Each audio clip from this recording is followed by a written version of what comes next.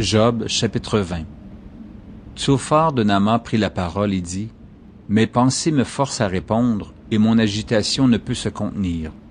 J'ai entendu des reproches qui m'outragent, le souffle de mon intelligence donnera la réplique.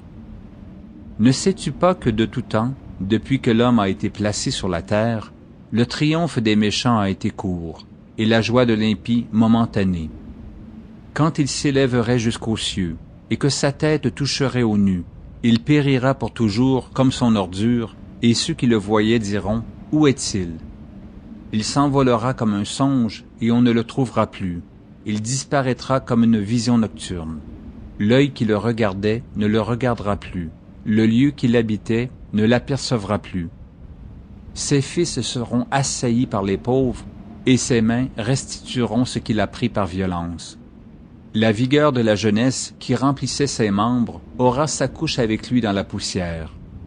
Le mal était doux à sa bouche, il le cachait sous sa langue, il le savourait sans l'abandonner, il le retenait au milieu de son palais. Mais sa nourriture se transformera dans ses entrailles, elle deviendra dans son corps un venin d'aspic. Il a englouti des richesses, il les vomira, Dieu les chassera de son ventre. Il a sucé du venin d'aspic, la langue de la vipère le tuera. Il ne reposera plus ses regards sur les ruisseaux, sur les torrents, sur les fleuves de miel et de lait.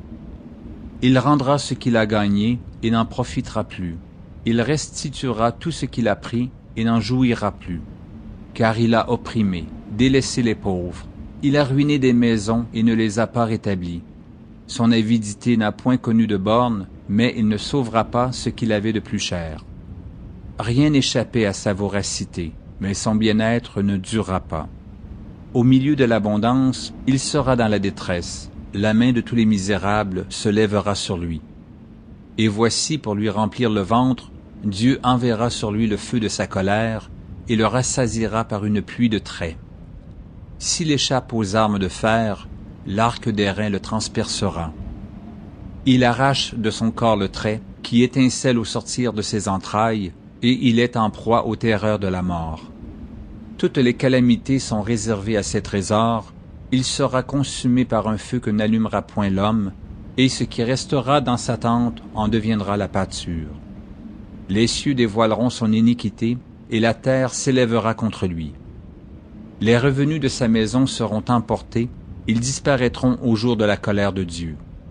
Telle est la part que Dieu réserve aux méchants, tel est l'héritage que Dieu lui destine.